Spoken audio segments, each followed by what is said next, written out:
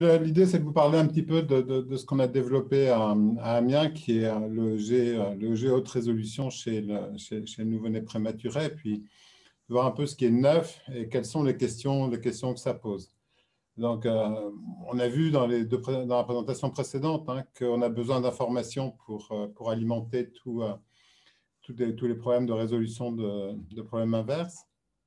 Et donc, nous, notre boulot, c'est d'aller chercher de l'information et de développer des outils qui vont chercher l'information. Pour alimenter les algos, mais aussi pour se poser de nouvelles questions quant à la fonction cérébrale chez le nouveau-né prématuré. Alors, juste pour vous rappeler hein, ce que c'est que le cerveau du nouveau-né prématuré, 25 semaines, il est lisse comme ça. 25 semaines, c'est à la limite de la prématurité. Avant 25 semaines, 24, les enfants ne sont pas viables. Donc, entre 25 et le terme, c'est ce qu'on appelle la prématurité. Et vous voyez qu'il y a une modification drastique hein, des plicatures cérébrales entre 25 semaines et 40 semaines. Alors qu'entre 40 semaines et l'adulte, c'est peut-être une croissance plus harmonieuse, plus simple, moins compliquée. Donc, il y a énormément de choses qui se mettent en place entre 25 et 40 semaines, avec des mécanismes qui sont sous-tendus par des mécanismes de maturation aussi, de prolifération cellulaire, de migration neuronale, de différenciation cellulaire, de réorganisation synaptique, de gyration, c'est-à-dire de plicaturisation, on va dire, et de myélinisation. Myélinisation, c'est, vous avez tous, peut-être pas tous, mais quand même une bonne partie, vécu l'autorail rouge. Voilà, c'est l'autorail, il n'avance pas très vite, c'est un diesel, et puis il y a le TGV qui va à côté. Et donc la myélinisation, c'est ça, c'est passer de l'autorail au TGV. Et donc, c'est un phénomène qui est important. Donc, vous voyez, nous, on se situe globalement entre 25 semaines et la naissance. Toute cette partie-là, ça, c'est tous les processus maturatifs qui se mettent en place dans le cerveau à ce moment-là. Donc, c'est quelque chose d'extrêmement complexe et qui fait appel à des interactions entre des mécanismes différents, des mécanismes de maturation cellulaire, de maturation synaptique, de maturation neuronale, de maturation vasculaire, de maturation des fibres aussi qui conduisent l'information. Donc, qu'est-ce qu'on a comme outil pour aller regarder ça chez l'adulte dans un premier temps? On a la structure, on a l'IRM que vous connaissez tous, le scanner aussi qui donne une imagerie de la structure. Sauf que pour le préma, l'imagerie par IRM et par scanner, comme le disait Stéphanie tout à l'heure, on ne le fait pas pour chaque enfant. Donc, du coup, on a des modèles de tête adaptés à l'âge et on va développer, on va travailler là-dessus. Pour la fonction, on a des techniques d'imagerie fonctionnelle électromagnétique, le G, le potentiel évoqué, la magnétoencéphalographie, la stéréo-électroencéphalographie, c'est-à-dire l'électroencéphalographie par électrode profonde, et puis l'imagerie optique rapide, c'est-à-dire cette imagerie optique rapide qui permet de regarder le gonflement et dégonflement cellulaire qui est basé sur les propriétés de scattering, mais pas sur les propriétés d'absorption. Et puis, on a l'imagerie métabolique, on a la TEP et la TEM, la scintigraphie et la tomographie, et puis l'imagerie hémodynamique, l'IRM fonctionnelle que vous connaissez tous, et puis la NIRS, l'imagerie optique fonctionnelle qu'on connaît aussi bien, qui sont toutes les deux basées sur l'effet Bolt. Ce qui est métabolique et hémodynamique, c'est indirect. Ce qui est électrique et ici optique, c'est direct. Donc, et puis les ultrasons qui sont utilisés quotidiennement en réanimation. Donc, qu'est-ce qu'on a, nous? Qu'est-ce qui nous reste pour l'enfant, pour le nouveau-né prématuré? Un peu d'IRM par modèle d'âge, mais ce n'est pas facile à obtenir parce qu'éthiquement, vous n'allez pas aller mettre un enfant de 25 semaines dans une IRM, c'est assez limite, sauf si vous avez une justification clinique, et auquel cas, la normalité de l'IRM, elle n'est pas très facile à obtenir. Donc, il y a des artifices, on peut passer par le fœtus, etc., mais quand même, c'est compliqué. Le G haute définition ou haute résolution, les potentiels évoqués et la MEG, ça, c'est des choses qu'on peut utiliser chez nouveau-nés prématurés en routine, et ROS aussi. Par contre, l'imagerie métabolique, vous n'allez pas injecter un traceur radioactif chez un nouveau-né, donc vous n'avez pas l'imagerie fonctionnelle métabolique et l'hémodynamique, vous ne mettez pas l'IRM fonctionnel, un enfant dans une IRM fonctionnelle. Enfin, un enfant, oui, mais un prématuré, non. Et donc, il nous reste la spectroscopie proche de l'infrarouge. Ça, c'est pour vous montrer un petit peu tout ce qu'on regarde. Et le EEG, c'est ce qu'avait dit Stéphanie tout à l'heure, on a besoin de neurones pyramidaux, perpendiculaires à la surface, ils doivent être importants, 1 million, ils doivent être synchronisés, on a une excellente résolution temporelle de l'ordre de la milliseconde, on peut travailler sur des champs électriques ou sur des champs magnétiques avec la MEG. Si on prend Eros, la phase NIRS, c'est l'avantage, c'est qu'on prend les neurones et les astrocytes. Et on regarde les propriétés membranaires, c'est-à-dire des gonflements ou des gonflements cellulaires. Et là, on n'a pas besoin que les neurones soient bien orientés perpendiculairement par rapport à la surface, pas besoin qu'ils soient bien synchronisés. On est dans l'ordre de la résolution temporelle de 1 milliseconde.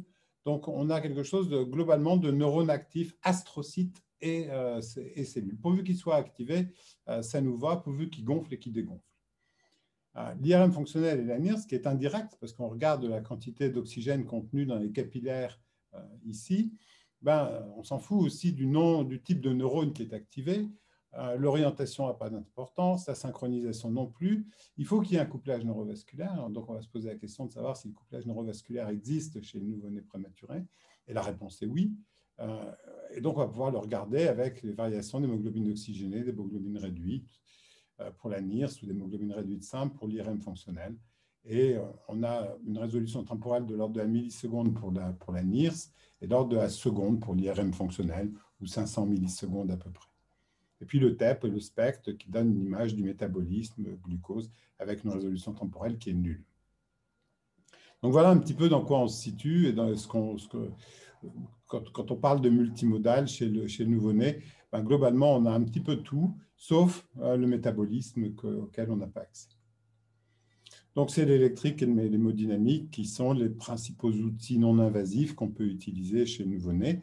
L'un, comme l'a montré Stéphanie, il est basé sur la captation d'un champ électrique et l'autre, il est basé sur le comptage de photons qui vont traverser une paroi après avoir été absorbés par des chromophores, l'hémoglobine oxygénée, ou avoir été diffractés par des membranes qui gonflent ou qui dégonflent. Et là, aujourd'hui, je vais parler essentiellement de l'EEG, je parlerai un tout petit peu de l'activité hémodynamique de la NIRS, mais principalement de l'EEG haute résolution. Donc l'EEG, on en a vu pas mal, ça c'est un EEG d'adulte, et c'est l'EEG standard d'un adulte. Et vous allez me croire, mais ici, c'est les activités postérieures. Et qu'est-ce qu'on voit quand on fait un compte-rendu d'un EEG chez un adulte? On dit le tracé met en évidence des activités de base à 10-12 cycles par seconde, prédominant dans les régions postérieures et réagissant à l'ouverture que vous avez ici, à la fermeture des yeux. Voilà. Et ça, c'est un tracé EEG normal d'un adulte lu par un électroencéphalographiste de base, j'allais dire. Ça, c'est l'adulte. Ça, c'est le nouveau-né prématuré de 25 semaines. Et là, ce n'est pas du tout la même chose. On va falloir définir, alors tout à l'heure, comment Alexandre parlait de bande de fréquence. Chez le préma, on ne parle pas de bande de fréquence, pas beaucoup, un petit peu, mais on n'y croit pas. Et on ne sait pas ce que ça veut dire, la bande de fréquence. Donc, on parle d'activité rapide. Alors, on a du θ quand même, hein, on l'utilise, mais on sait que c'est juste pour donner une indication de la durée des complexes qu'on peut analyser. Donc, la grosse différence qu'il y a entre celle-ci chez un enfant de 16 ans et puis celle-ci chez un prématuré de 25 semaines, c'est la discontinuité. Le tracé, il est discontinu, et puis il y a une bouffée d'activité, et puis il est discontinu. Alors, les Anglais, ils appellent ça, ils se trompent. Les Américains surtout, on ne les aime pas trop, mais ils se trompent beaucoup, ils appellent ça suppression burst. Et appeler ça suppression, c'est franchement une erreur. Ce n'est pas suppressif du tout. Il n'y a pas un truc qui vient supprimer de l'activité existante. C'est pas ça. On est nous, on a du vocabulaire en France. Hein, on appelle ça du quiescent. Et c'est quiescent, c'est-à-dire que c'est en attente de quelque chose, c'est en attente d'une stimulation. Donc, c'est complètement différent du suppression burst qui existe, hein, de cette tracée des encéphalopathies anoxiques, par exemple, ou chez le nouveau-né, qui a des phénomènes actifs, suppressifs. Mais là, ici, on n'est pas dans là-dedans. Donc, 21e siècle, c'est le EEG néonatal, c'est le EEG haute résolution. On a besoin d'informations, on a un maximum d'informations. Alors, il y a un tracé, il y a un papier de Van Attalo qui avait montré qu'il n'y avait pas de ceiling effect, il n'y avait pas de plafond de verre pour le EEG du nouveau-né prématuré. Et l'année dernière, je vous avais montré que il n'y avait pas le cerveau était lisse et que les dipôles étaient orientés perpendiculairement à la surface du cerveau et donc aussi perpendiculairement à la surface du crâne, puisque le cerveau est lisse. Donc, il n'y a pas de... Tous les dipôles sont radiaux. Il n'y a pas de dipôle tangentiel, ou peu de dipôles tangentiels, en tout cas comparé au nouveau-né, à l'adulte. Et donc, du coup, on peut imaginer qu'on a besoin de, non pas 128 chez l'adulte, mais de 256, voire de 512, voire de 1024, voire de 10 000 électrodes sur le EEG. Pourquoi pas si on avait des ordinateurs qui permettaient d'aller plus vite. Je vais essayer de vous montrer l'avantage de cette information. C'est ça. Ça, c'est un EEG. Vous avez 64 canaux ici, 64 canaux ici, chez un prémat de 30 semaines d'âge gestationnel. Et vous voyez que vous avez des informations parfois qui sont réduites à quelques électrodes ici. Ici, c'est plus diffus, hein, on les voit ici, on les voit ici. Mais là, par exemple, ça, c'est les régions frontales. Ben, vous avez quelque chose qui existe dans les régions frontales et qui reste très localisé sous 6-7 électrodes. 6-7 électrodes sur une tête comme ça, c'est tout petit. Hein. Ça veut dire que la dispersion du champ électrique est relativement faible chez le nouveau-né par rapport à l'adulte. Et ça, probablement en partie parce qu'on a des dipôles qui sont des dipôles radiaux et relativement peu de dipôles tangentiels. Donc la question, c'est comment on passe de ça à ça. Ce n'est pas quelque chose qui... ça ne peut pas être juste quelque chose de linéaire qui, progressivement, on voit apparaître de l'information et puis, voilà. Donc non. On passe de ça aussi à ça, c'est-à-dire qu'on a une discontinuité qui va diminuer. On a quelque chose de différent par âge. Et si on regarde ce qui se passe au niveau structure, on a aussi quelque chose de différent, c'est-à-dire qu'à 28 semaines, on a une période charnière qui est... Alors, vous avez ici la plaque corticale verte qu'on connaît chez l'adulte, sauf que les couches ne sont pas encore bien différenciées. Et puis, on a cette plaque jaune ici, la sous-plaque, qui n'existe pas chez l'adulte, qui va disparaître à la naissance, et dans lequel les neurones du thalamus, les fibres thalamiques, arrêtent et ne sont pas très connectées. Et elles vont être relocalisées à 28 semaines au niveau du cortex. C'est-à-dire qu'à 28 semaines, votre cortex est bien connecté au monde extérieur. Et ça, c'est important parce que ça veut dire qu'avant 28 semaines, on ne sait pas trop ce qu'on enregistre. On enregistre des générateurs, je vous montrerai après. Mais à 28 semaines, le monde extérieur influence l'activité neuronale du cortex. Pas avant 28. Alors, en quoi, la question qu'on se pose, c'est en quoi la structure, les modifications structurelles sont liées aux modifications électriques ou l'inverse? En quoi les modifications de l'activité électrique modifient la structure? Je vous rappelle que, par exemple, les cartes tonotopiques ou les cartes visuelles sont définies par de l'activité neuronale issue des récepteurs de la rétine ou des récepteurs auditifs. Et donc, il y a une influence des informations visuelles sur le développement cortical, mais ça ne peut se faire qu'après 28 semaines. Et puis, il y a d'autres systèmes, il y a des générateurs spontanés d'activités qui sont liés à des activités, à une information génétique à un endroit donné, qui vont venir construire en fait le réseau avant même qu'ils ne reçoivent des informations sensorielles. Et c'est un petit peu ce qui se passe ici. Si on regarde le cortex, donc normalement il reçoit des informations thalamiques, il reçoit des informations d'autres régions du cortex, et il reçoit des informations du cortex controlatéral par le corps calleux. Et tout ça vient s'organiser dans certains segments du cortex. C'est une vision un petit peu simple, mais en tout cas, c'est une réalité. Et qu'est-ce qu'il en est de la maturation de ces différentes voies au fur et à mesure du développement? Alors, si on s'intéresse aux neurones thalamiques, thalamocorticaux, enfin fibres thalamocorticales, chez le grand prématuré, c'est-à-dire avant 28 semaines d'âge gestationnel, ce que l'on voit, c'est que les informations thalamiques s'arrêtent dans la sous-plaque. Alors certes, il existe une connexion entre la sous-plaque et la plaque corticale, mais ce n'est pas des connexions directes. Alors que chez le prématuré de plus de 28 semaines, eh bien, on a cette sous-plaque qui va venir se connecter directement, enfin les neurones thalamiques qui vont venir se connecter directement à la plaque corticale. Donc, c'est des manières de voir qui sont différentes. Il ne faut pas envisager l'analyse de l'activité cérébrale du nouveau-né prématuré comme on regarde l'activité cérébrale de l'adulte.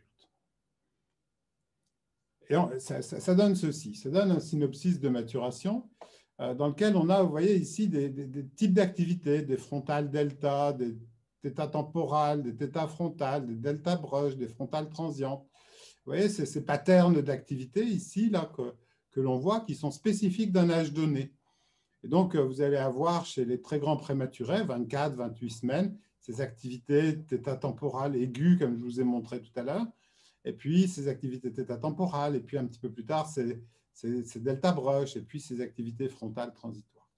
Donc, une partie de l'EEG est liée à des générateurs. Une autre partie est liée à un réseau, à la mise en place du réseau.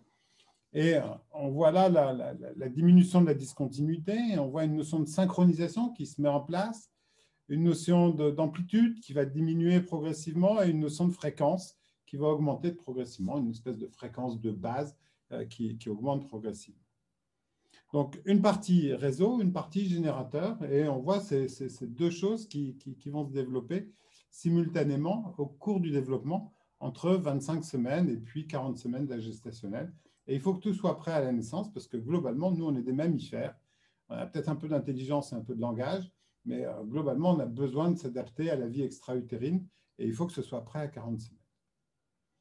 Donc voilà un petit peu, si on prend ici les activités cérébrales à 28 semaines, 32 semaines et 37 semaines, en fonction des différents stades de sommeil, sommeil calme et sommeil agité ici et sommeil calme ici. Et vous voyez qu'il y a un impact du sommeil sur l'activité cérébrale. Donc, il y a un impact des réseaux du sommeil avec le cortex. Ça se met en place progressivement vers 28 semaines. Encore une fois, on revient à cette image-ci, c'est-à-dire le rôle de différents types d'informations sur le cortex avec le sommeil qui se met en place progressivement et qui est lié à la maturation, en partie au moins, à la maturation structurelle cérébrale.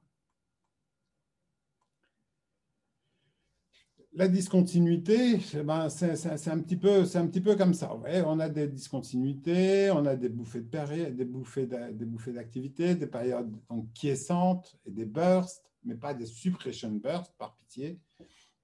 Et on a ça aussi entre le côté droit et le côté gauche. Vous voyez que ce n'est pas synchrone entre le côté droit et le côté gauche aux alentours de 30 semaines. Donc, il y a des mécanismes. On ne sait pas, on ne connaît pas. C'est quoi le mécanisme de la synchronisation et pourquoi aux alentours de 30 semaines, le G, il n'est pas synchrone. Ce n'est pas une question à $1 million, parce que ce n'est pas $1 million, mais quand même, on ne sait pas. Alors, on met des hypothèses, on pense que ça peut être les connexions interthalamiques ou le corps calleux qui n'est pas complètement fonctionnel, mais objectivement, on ne sait pas bien. On a donc l'autre partie qui est générateur-based, c'est celle qui nous intéresse plus particulièrement en ce moment, avec ces activités qui sont des neurobiomarqueurs d'un stade développemental, d'un âge en tout cas gestationnel, qu'on utilise tous les jours en clinique, parce qu'on a besoin de ces neurobiomarqueurs pour définir l'âge gestationnel des enfants qui sont nés prématurés et puis la normalité du tracé. Si ces générateurs apparaissent bien au bon moment ou s'ils disparaissent, ils ont un aspect qui est prédictif. Et vous voyez, on peut dire que c'est du θ ou du delta, mais globalement, on s'en fout. Enfin, ce qui nous intéresse, c'est les formes d'ondes. C'est ces activités θ, OK, d'accord, avec une onde lampe, mais c'est le pattern qui est intéressant. C'est le fine-tuning entre les deux générateurs. Et on peut très bien imaginer que c'est un grain de sable dans ce fine-tuning, eh bien, la fonction de ce générateur est impactée. C'est vrai pour ces activités θ temporales, c'est vrai pour ces ondes lentes, ces delta proches, ces ondes lentes avec ces rythmes rapides. Donc, on va regarder, là, ici, cette activité θ temporale, celle-là, celle qui nous intéresse, et qui sont les caractéristiques de la 24-32 semaines, donc la grande prématurité. Et ce qui nous a intéressé ici, c'est un travail récent qu'on a fait avec Sahar Morimi, qui est de regarder ces activités θ temporales avec l'onde lente et de montrer que, au départ, moi, j'avais toujours dit c'est de la coalescence entre deux générateurs. Est-ce qu'il y a deux générateurs qui pilotent? Est-ce qu'il y a un troisième générateur qui pilote deux générateurs et qui fait la synchronisation? Et donc, on a regardé un petit peu quelle était la relation intime qui existait entre les activités θ et l'onde lente. On a fait du cross-frequency coupling, on a essayé de regarder. Et en fait, globalement, ces activités θ temporales, elles apparaissent toujours dans cette partie-là, dans la partie descendante de l'onde lente. Ça revient à ce que disait Alexandre tout à l'heure dans le regarder comment on peut essayer de caractériser les relations qu'il puisse y avoir entre deux oscillations, pour être plus précis et moins prétentieux. Et donc, voilà. Donc, du coup, ces activités, elles apparaissent ici dans la diminution de cette onde lente. Alors, ce qui est intéressant, c'est que Alexandre l'avait un petit peu évoqué, mais on retrouve la même chose avec les spindles du sommeil. Et donc, du coup, la fonction de ces générateurs est liée. Pour les spindles, il y a des spindles rapides, des spindles lents, en fonction de leur moment de décharge, moment d'activité dans la pente de l'onde lente, et des fonctionnalités qui sont différentes en fonction de leur moment d'apparition. Bien là, on pense que c'est la même chose. On pense que la fonctionnalité de ces activités θ temporales, elle est différente des autres, mais elle a besoin d'arriver à un moment spécifique de cette activité lente, pour pouvoir être fonctionnelle. Et que si elle arrive trop tard, si elle arrive ici, ben c'est trop tard, la porte est fermée et donc du coup la fonctionnalité est perturbée. Alors ce qui est intéressant, c'est que ces activités θ temporales, celles que je vous ai montrées, c'est celle-ci, là ici, on les retrouve en centrale et puis on les retrouve en occipital. Et en fait, elles sont assez spécifiques du cortex sensoriel. Et donc on peut penser que la fonction de ces activités-là, elle est liée à une fonction sensorielle, au développement des réseaux neuronaux avant que le cerveau soit connecté avec le monde extérieur. Donc, des espèces de patterns de décharge électrique qui vont préparer les réseaux neuronaux à recevoir les informations venant du monde extérieur. Ici, on est à 28 semaines, donc on est juste au moment où le réseau se connecte. Donc, il n'a pas encore eu le temps d'apprendre et il n'y a pas encore les informations sensorielles puissantes qui peuvent shaper, qui peuvent moduler l'activité cérébrale. Donc, les voilà, ces activités θ temporales en coalescence avec une onde lente en 128 canaux. Donc, en 8 canaux. Hein. 8 canaux, c'est ce qu'on utilise en clinique habituellement. Si 99,99% des labos qui font de l'EEG en clinique utilisent cette résolution-là. Et vous voyez quand même que quand on regarde en haute résolution, on est dans un autre monde. Ça n'a plus rien à voir. Même, c'est difficile d'interpréter un EEG haute résolution pour la clinique. On est obligé de repasser en basse résolution parce qu'il y a trop d'informations. Et il faut réussir à traiter cette information. Alors, on peut aussi regarder, faire des études de connectivité et puis regarder avec quoi ces générateurs-là sont connectés. Est-ce qu'ils mettent en relation des régions frontales et des régions pariétales? Est-ce qu'on est dans l'élaboration des réseaux du langage? On est dans l'auditif, hein, on est dans le planum temporal. Est-ce que ça sert à la conscience, hein? Est-ce que c'est la première étape de la conscience, c'est-à-dire que la conscience sensorielle, avant même qu'il y ait des informations sensorielles, donc un état de proto-conscience, de pré-conscience, en fait, d'une certaine manière. Alors, c'est un peu chaud de dire ça, hein. C'est un peu provocateur, parce que c'est dangereux aussi, mais voilà, est-ce qu'il n'y a pas quelque chose qui construit, à quoi ça sert? Bon, on peut émettre des hypothèses, mais on a très peu de réponses, en fait. Si on regarde après 28 semaines, donc ces ondes lentes avec ces rythmes rapides, vous voyez, ce n'est pas la même chose. Ça, ici, les rythmes sont beaucoup plus rapides et ils sont sur la partie ascendante de l'onde lente. Donc, le couplage de phase n'est pas le même. Le moment d'apparition de ces activités n'est pas le même non plus. C'est plus tard, c'est après 28 semaines. Il semblerait que ce soit modulé par des stimulations auditives. Et les voilà, ça c'est les deltas temporaux, et puis ça c'est les deltas brochés, ça n'a pas la même forme, ça n'a pas la même configuration, ça n'a pas la même relation intime entre l'activité rapide et puis l'activité plus lente. Voilà, ici un θ temporal, et puis ici des ondes lentes avec des rythmes rapides. Et donc là on est à la transition d'une activité d'un cerveau endogène, génétiquement programmé, à un cerveau qui va recevoir de l'information du monde extérieur et qui va commencer à la traiter, qui va commencer à apprendre. Alors, on avait fait de la NIRS, ça je vous l'avais déjà montré, hein, c'était Baba Baga, c'est pour ça que je vais aller très vite là-dessus, en imagerie optique et en activité électrique cérébrale. Donc, d'un côté, c'était l'imagerie optique, la NIRS, et de l'autre côté, c'était l'activité cérébrale avec 64 capteurs chez des prématurés de 28 semaines. Et on avait fait entendre ba, ba, ba, ba, ba, ba, ba, ga. Et puis, le dernier phonème pouvait être masculin ou féminin. Et donc, on voulait savoir si le nouveau-né prématuré était capable de faire la différence entre ba et ga, et entre une voix masculine et une voix féminine. Et donc, on a fait la NIRS d'un côté. Donc, vous allez avoir des images d'imagerie optique d'un côté, d'imagerie électrique de l'autre côté. Et ce que l'on voit, c'est que le couplage neurovasculaire, il est net. Il n'y a pas de doute sur le fait qu'il y a un couplage neurovasculaire chez le prématuré. Ça a été beaucoup de discussions pendant des années de savoir si le prématuré était capable de coupler ou pas. Il couple, ne nous embête plus avec ça, il couple et c'est fini, la discussion est close. Sur les EEG haute résolution, ce qu'on voit, c'est que les neurones, ils sont capables de synchroniser aussi. Ils sont capables de répondre par une synchronisation à l'activité cérébrale. Ça, on le savait déjà. Mais ce qu'on ne savait pas, c'était qu'ils étaient capables de s'habituer aussi. C'est-à-dire que quand on répète la stimulation, eh bien, il y a une diminution des potentiels. Et quand on fait une stimulation nouvelle, eh bien, il y a une réaugmentation des potentiels. Et ça, c'est ce qui se passe chez l'adulte. Donc, la stratégie, il y a une stratégie des neurones avec la croissance des réseaux, avec la mise en place de générateurs. Et ça, c'est accompagné d'un développement de stratégie et qui va rester jusqu'à 99 ans et plus. La stratégie, c'est la même. Synchronisation, habituation, mismatch, ça, c'est ce que vous avez c'est ce qu'on a chez l'adulte. Alors, bien sûr, il y a des différences. Ça va plus vite, c'est moins complet, c'est mais le principe de synchronisation et d'habituation, il est déjà présent. Alors, ici, en EEG haute résolution, 64 voix, on voit cette habituation, cette synchronisation.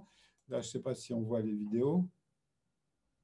Non, on ne voit pas la vidéo, mais globalement, ce qu'on voit, c'est ce qu'il y a ici, c'est-à-dire qu'on voit une latéralisation et on voit différentes structures qui sont impliquées en fonction du fait que l'on présente à des enfants des phonèmes différents ou des voix différentes. Et donc, il y a une latéralisation et les structures qui sont impliquées, qui sont spécifiques de l'âge et qui sont spécifiques de la tâche. Et donc, du coup, c'est quelque chose qui est embarqué aussi d'un côté qui a une grosse empreinte génétique, parce qu'on est à 28 semaines, on est au moment où ça se connecte. Au moment où ça se connecte, ils sont capables de faire ces différenciations. Et vous voyez l'intérêt de coupler l'EEG et puis de coupler la NIRS, c'est qu'en EEG, eh bien, on a accès aux informations temporelles, essentiellement, aux informations de synchronisation, c'est l'ordre de la milliseconde.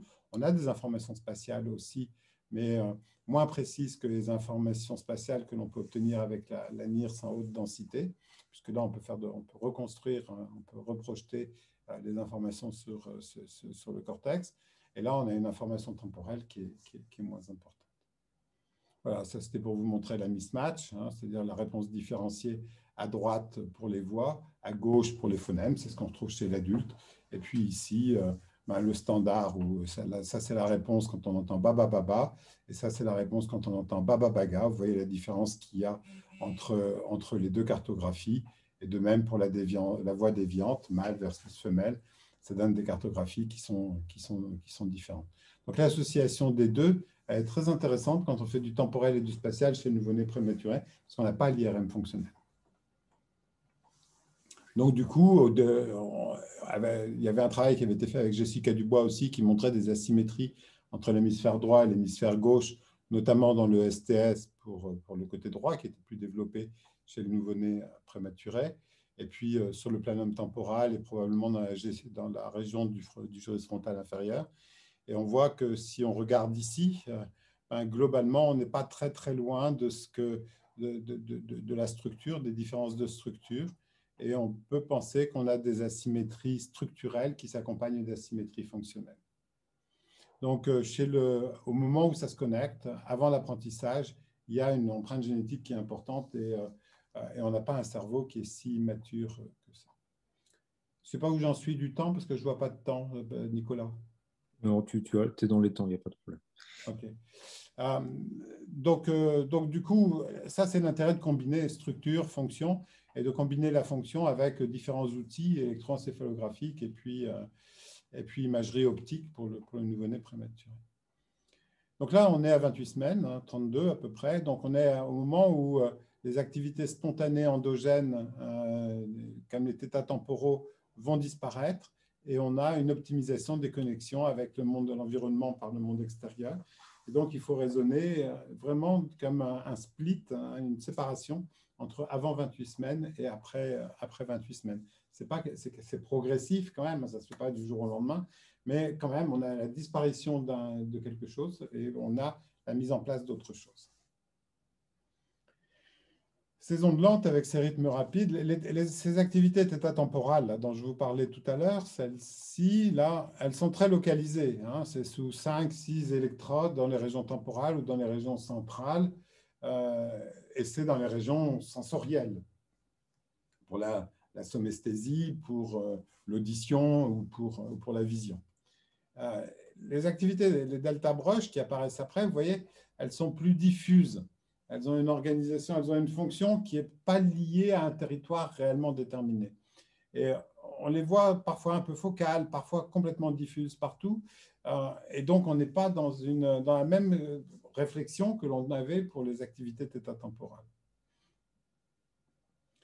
Et puis, à 40 semaines, c'est le lobe frontal qui nous intéresse. Et là, on a tout un travail sur le lobe frontal au cours du développement, entre 27 et 40 semaines, qui est fait par Laura Routier et Sahar Morimi.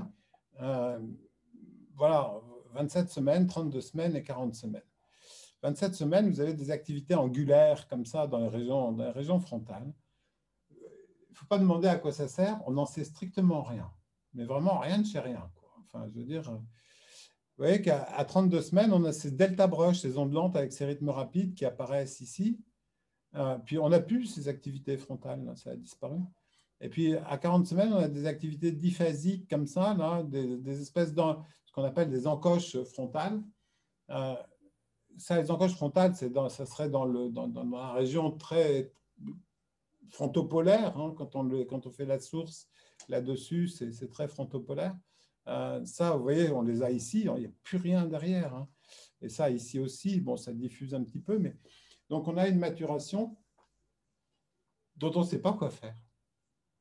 On n'en sait rien. On peut essayer de faire de la relation structure-fonction. On peut dire, ben voilà, on va regarder, on est dans la région frontopolaire. Qu'est-ce qui se passe au niveau de la maturation dans ces régions frontopolaires, au niveau de la structure, ou même au niveau cellulaire, qui pourrait expliquer pourquoi on a des générateurs. Et donc là, on part un peu à la pêche, c'est-à-dire qu'on va essayer de joindre, pour la région frontale, on va essayer de joindre des informations spatiales, c'est-à-dire où, à quel endroit, et là on a besoin des problèmes inverses, on a besoin de localiser les sources, besoin de faire attention aux fontanelles, hein, parce qu'on a la fontanelle qui est mouse costaud ici, et donc elle tombe dessus, donc on a besoin, on ne peut pas faire avec une tête segmentée de l'enfant, on est obligé de prendre un modèle générique, mais enfin, tant pis. Et donc, on part de là, et après, on va sur la structure, on va dire, ben, qu'est-ce qui se passe à ce moment-là au niveau structurel, en dessous, est-ce que ça colle? Ça ne dure pas longtemps, hein, ces activités, ces encoches frontales. Ça dure 4 semaines. C'est la naissance, c'est autour de la naissance. Si vous avez des idées, allez-y. Hein. Donc, c'est 2 semaines avant, 1 semaine après. À quoi ça sert? Et c'est là partout, c'est là tout le temps. Et quand ça n'y est pas, c'est une catastrophe sur le plan du développement des enfants. Donc, l'idée, c'est de regarder la fine horlogerie des mécanismes de développement qui se mettent en place en augmentant la résolution temporelle de l'EEG, de résolution spatiale de l'EEG, parce que résolution temporelle, non, en essayant d'utiliser le couplage neurovasculaire pour apporter des informations spatiales aussi, le couplage de phase qu'il peut y avoir, pourquoi c'est dans la partie descendante de l'onde lente ou dans la partie ascendante de l'onde lente. Qu'est-ce que ça veut dire, qu'est-ce que ça veut dire d'un point de vue fonctionnel? Et donc, c'est un champ complet qui est ouvert par le G haute résolution, qu'on n'a pas quand on fait du basse résolution. Quand on fait du basse résolution, on a 8 électrodes. Qu'est-ce que vous voulez faire avec 8 électrodes? Dire si c'est normal ou pas normal, mais bon, c'est pas... Mais on ne comprend pas. Enfin, je veux dire, voilà. Et donc, on a besoin de ces informations-là. On garde en mémoire que ce que l'on regarde, c'est cette période entre 24 et 40 semaines, et que cette période 24 et 40 semaines d'activité électrique du cerveau, c'est-à-dire notre output, la vision qu'on a, ben, il y a tout ça qui se passe dedans.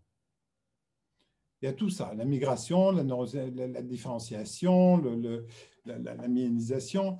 Et dans chacun de ces mécanismes-là, il peut y avoir quelque chose qui soit associé avec un générateur à un moment donné ou à un autre. Donc, juste pour finir, avant 28 semaines, on est dans un système endogène qui n'est pas piloté par des activités sensorielles. Il n'y a pas d'expérience acquise, puisqu'il n'y a pas de connexion. Et donc, c'est libre de sensibilité, d'une certaine manière. Ici, on est dans la coexistence entre un circuit transitoire et le circuit permanent, puisqu'on a notre sous-plaque qui persiste jusqu'à la naissance et qui va disparaître à la naissance. On commence à avoir de l'expérience, puisqu'il commence à y avoir des informations qui sont véhiculées jusqu'au cortex. Et donc, c'est sensori-sensitif, puisque les informations sensorielles remontent. C'est sensitif parce que ça va venir moduler, tandis que quand on va arriver vers 38-40 semaines, ça va être drive and by. Ça veut dire qu'on va piloter une partie du cerveau par nos informations sensorielles. Donc la question qui se pose là-dessus, je la pose de manière provocatrice parce que c'est quoi la conscience là-dedans? Vous pouvez remonter jusque-là, c'est un peu farfelu comme idée, mais si vous recevez des informations sensorielles et que vous commencez, avant même qu'il y ait des informations sensorielles réelles qui passent, c'est-à-dire à 28 semaines, vous avez un programme génétique qui vous développe votre réseau sensoriel. Qu'est-ce qu'on parle de conscience à ce niveau-là? Est-ce qu'on a le droit? Est-ce qu'on est complètement farfelu et que c'est n'importe quoi? Et puis, à partir du moment où les informations sensorielles commencent à remonter et commencent à aller jusqu'au cortex, la première sensation de son corps dans l'espace, est-ce que c'est une conscience? Est-ce que ce n'est pas une conscience? C'est vachement dangereux parce qu'il faut faire attention à ce qu'on dit. Mais il faut s'obliger à se poser la question quand même à un moment donné ou à un autre parce que d'autres se la poseront pour nous. Donc voilà, je pense que je voulais finir avec ça.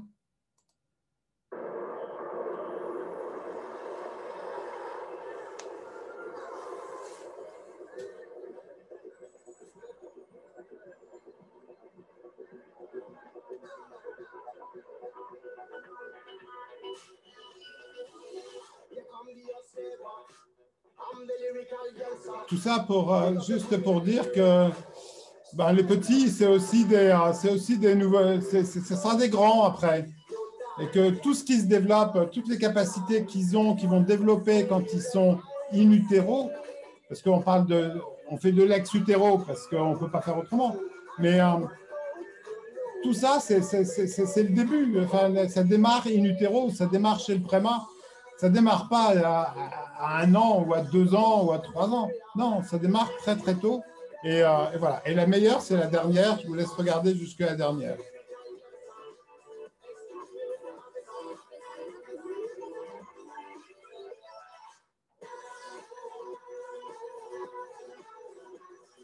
Ah, c'est aussi quand on sera vieux, quoi. Alors, buvez, éliminez, Evian, tout ça. Vous pouvez faire ce que vous voulez avec Evian ou Vitel. Ce n'est pas un problème. Voilà, je vous remercie. Bonne journée. Merci. Voilà, non, pas bonne journée. Merci. Ça fait un peu toujours bizarre quand même de parler par Zoom. Surtout que la seule tête que je vois, c'est celle de Nicolas. Merci Nicolas d'avoir montré ta tête pendant tout le temps. Parce que tu as besoin de quelqu'un quand même, il y a besoin d'un retour. Les autres, vous n'êtes pas sympas. Hein, vous auriez tous pu mettre votre tête. Hein. Voilà, merci. Merci Fabrice. Bon, il n'y avait pas de sponsor, hein, je rappelle, sur la journée. Pas officiellement. Alors, merci Fabrice, tu as démarré tellement vite que je n'ai pas eu le temps de te présenter en début de session. Moi, je pense que tout le monde te connaît, hein. Donc, ce n'était pas nécessaire. Bon, merci en tout cas pour ce très bel exposé. Alors, le temps que les questions arrivent, pour l'instant, il n'y a qu'une question d'Alexandre. Juste, je pose une toute petite question rapide. Alors, qui a un pied dans ton exposé, puis un pied dans la présentation qu'on a eue en début d'Alexandre. Donc, est-ce qu'il faut passer à l'EEG, haute résolution, routine clinique? Alors, ça, c'est une question qui a pas. C'est une question Moi, je pense que oui. Je pense que oui, parce qu'il y a trop d'informations qu'on n'utilise pas dans le EEG haute résolution. Maintenant, ça marchera. On peut pas. Regardez, 128 électrodes sur un écran, c'est mort. Je veux dire, ça prend un temps fou. Et qu'est-ce qu'on fait? On essaie de diminuer l'échantillonnage. On a besoin pour ça, pour regarder le EEG haute résolution, on a besoin d'outils d'analyse automatique. On a besoin des réseaux de neurones, on a besoin de tout ça qui vont nous nettoyer un petit peu le signal et nous permettre de nous concentrer sur des activités pathologiques ou qui posent question.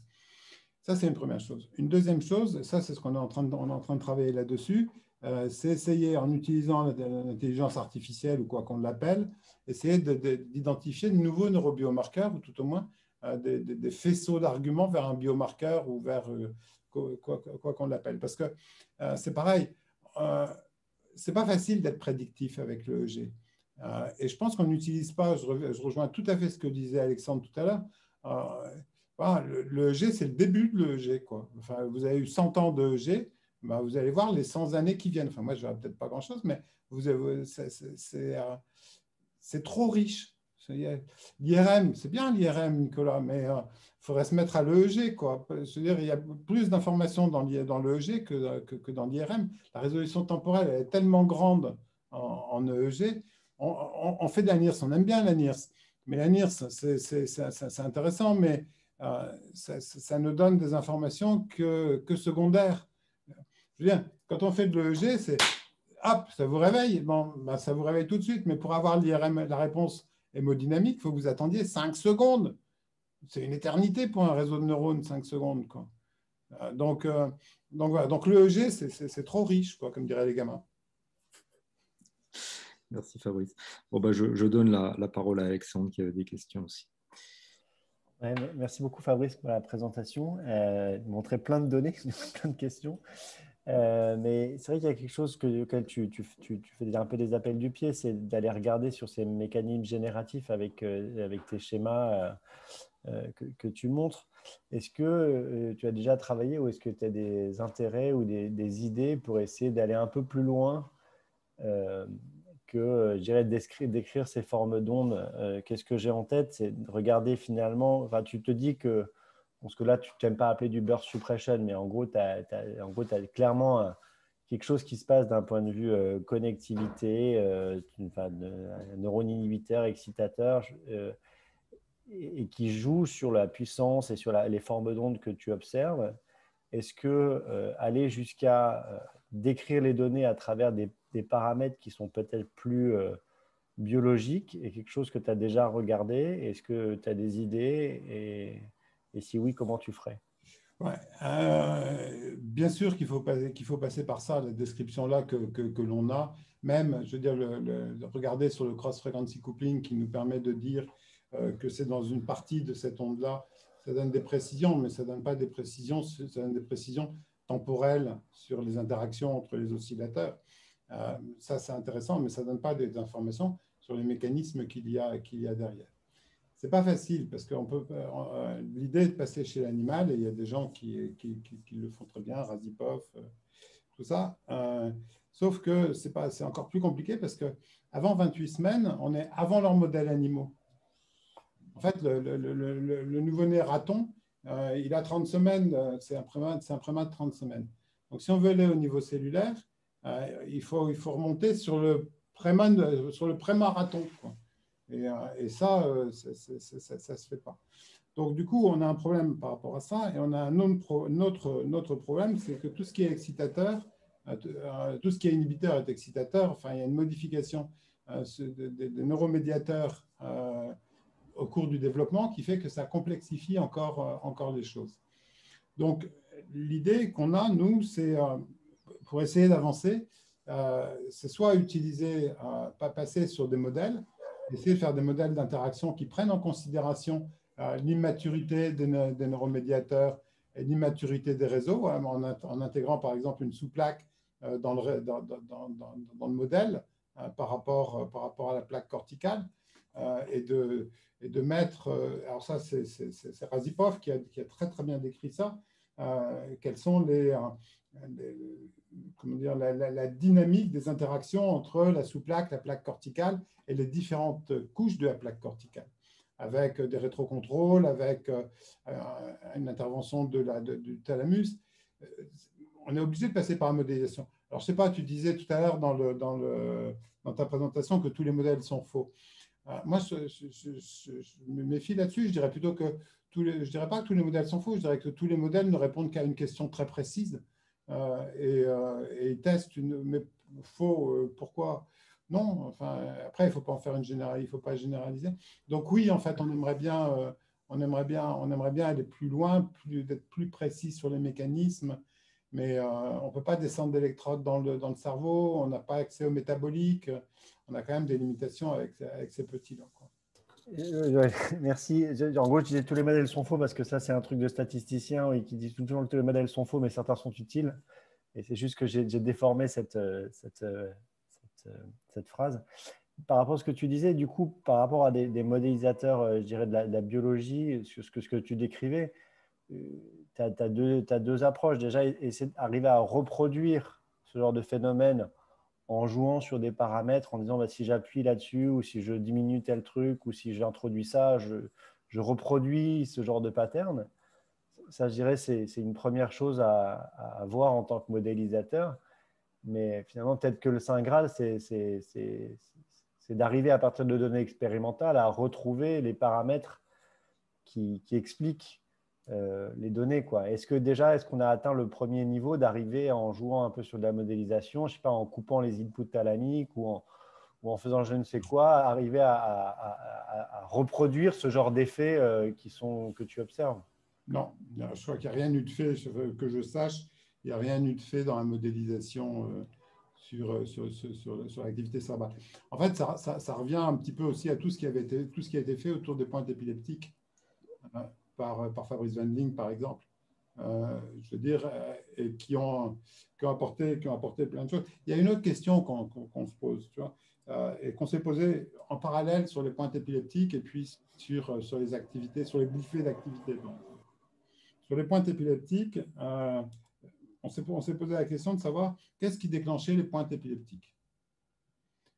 Pourquoi la pointe épileptique, elle arrive à 1h48, 360 millisecondes et pas 368 millisecondes. Donc, qu'est-ce qui se passe dans le cerveau pour déclencher la pointe épileptique? Et parallèlement, si tu veux, chez le prématuré, qu'est-ce qui se passe dans le cerveau pour déclencher une bouffée d'activité? Et donc, du coup, on a utilisé tout ce qu'on avait comme outil, c'est-à-dire la FAST-NIRS pour les gonflements cellulaires, l'hémodynamique, et on essaie de mettre tout ça dans une même boîte, de secouer la boîte et de voir ce qui sort. En fait, ce qui sort, que ce soit pour les pointes épileptiques ou pour les bouffées, c'est qu'avant la pointe épileptique, comme avant les bouffées, il y a une modification hémodynamique environ 4-5 secondes avant ces événements neuronaux. Et donc, du coup, ça nous permet. Et en même temps, après 800 millisecondes avant, tu as une modification de ton gonflement membranaire et tu ne vois rien sur le EEG. Alors après, quand tu traites un peu les signaux, tu vois qu'il y a des phénomènes de désynchronisation, etc. Mais pas 4 secondes avant, tu vois, mais 1 seconde avant ou 2 secondes avant. Et donc, du coup, c'est essayer d'avoir un modèle. Je pense que il doit y avoir un modèle, c'est un modèle qui doit être multidimensionnel. C'est-à-dire qu'il doit prendre en considération l'environnement de l'activité cérébrale. Pas simplement les interactions. Parce que ce qui est difficile, c'est un petit peu comme tout à l'heure avec le sommeil. Tu as des cas complexes, tu as des fuseaux de sommeil, tu vas modéliser tes cas complexes et tes fuseaux de sommeil. Après, tu vas modéliser tes différents stades de vigilance. tu peux introduire de la discontinuité. Donc, tu as un modèle sur des générateurs, puis tu as un modèle sur de l'activité de fond. Tu mélanges tout ça, tu rajoutes de la discontinuité qui vient probablement d'une oscillation du métabolisme, et puis tes inputs du sommeil. Mais c'est passionnant. Moi, je devrais faire quelque chose en EEG, je ferais ça, quoi. Je veux dire, c'est une autoroute, enfin, c'est ouvert. Voilà. Je ne sais pas si j'ai répondu à ta question, Alexandre. J'ai essayé de tourner autour un peu, je crois. Tu ne m'as pas donné complètement la solution à mon problème, mais tu me fais réfléchir, c'est bien. Bon, merci beaucoup. On vous écouterait pendant des heures, hein, mais il va falloir qu'on s'arrête. J'aurais une petite question, Oui. Fabrice. C'est Catherine. Oui. Ouais. Bonjour, Catherine. Bonjour Fabrice. Est-ce que il y a des travaux qui ont montré des anomalies de pattern quand tu as des anomalies de motricité spontanée? Ouais. Quand tu as des répertoires pauvres ou quand tu as, je ne sais pas moi, enfin de 28 à 40 semaines, est-ce que par exemple le pattern que tu trouves à 40 semaines est modifié ou est-ce que les data brush sont modifiés également? Alors, on a refait la biblio sur les patterns. Alors, il y a deux réponses à ça. Il y a la réponse bibliographique et puis la réponse, globalement, trois réponses. La réponse de ce qu'on pense et la réponse de ce qu'on trouve ou de la manière dont on va chercher. La première chose, sur la bibliographie, il n'y a rien. Il y a un travail de Sylviane Guyenne et puis 3-4 publications qui décrivent des formes un peu bizarres qui sont très descriptives et très peu analysées, en fait. Donc, du coup, c'est pas très crédible, même si on s'en sert pour aller chercher de l'argent en disant que… La deuxième chose, je pense que c'est dans l'organisation fine des interactions que ça se passe. C'est-à-dire, il faut aller regarder en traitement de signal ou avec des outils statistiques, comme ça se passe dans le sommeil, pour les cas complets, les spindles avec les ondes lentes, aller regarder l'architecture fine et donc avoir de nouveaux neurobiomarqueurs de développement cérébral. Et mon intime conviction, c'est oui, il y a des modifications il y a des modifications de patterns qui ont mal été décrites et qui nécessiteraient par pathologie une description vraiment très nette. Par exemple, Catherine, tu vois, les activités θ-temporales ou les trucs très précoces, c'est du génétique, c'est du solide. C'est béton, ce truc-là. Soit il y a, soit il n'y a pas. Sur les delta brush, c'est des trucs plus qui peuvent être modulés éventuellement, d'après ce que disent certains, qui peuvent être modulés par des activités exogènes, par des stimuli auditifs. Et donc, du coup, tu te dis, oui, bah alors dans cette petite architecture d'organisation fine entre l'endogène et l'exogène, entre les stimuli et tout ça, si ça ne se passe pas, peut-être on ne le voit pas très bien, peut-être à l'œil nu, mais là aussi, on a besoin des outils de traitement de signaux pour aller plus loin, pour extraire l'information. Et puis, il peut y avoir une organisation spatiale, c'est-à-dire que le territoire, normalement, dans lequel ces choses se mettent en place, fait, je ne sais pas, 10 cm², et puis, en fait, on les voit, mais sur 3 cm². Donc, l'extension spatiale, si elle n'est pas bonne, elle peut poser un problème. Donc, c'est que des nouvelles… c'est que des nouvelles manières d'aborder les choses qui sont faisables avec le jeu haute résolution. Alors, pour reprendre, après j'arrête, pour reprendre juste la question de tout à l'heure sur le fait, est-ce qu'il faut faire de l'EEG haute résolution en clinique?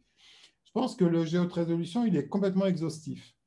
Et donc, du coup, il permet après de déterminer quel est, en fonction des questions qui sont posées, quel est le nombre d'électrodes et le montage optimal à utiliser, mais en partant non pas des 8 électrodes, mais en partant des 128 électrodes et en down-samplant pour avoir l'image optimale ou la configuration optimale pour aller chercher l'information. J'ai répondu, Catherine? Oui, oui. Ça va? Bon, Ça ne va pas? On en rediscutera. D'accord. Merci Fabrice.